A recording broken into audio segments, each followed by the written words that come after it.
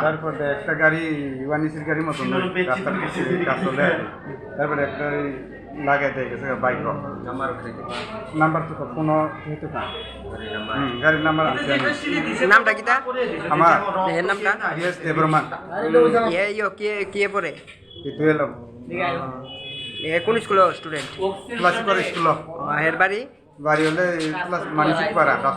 রাজনগর তুলাসীগড় মানে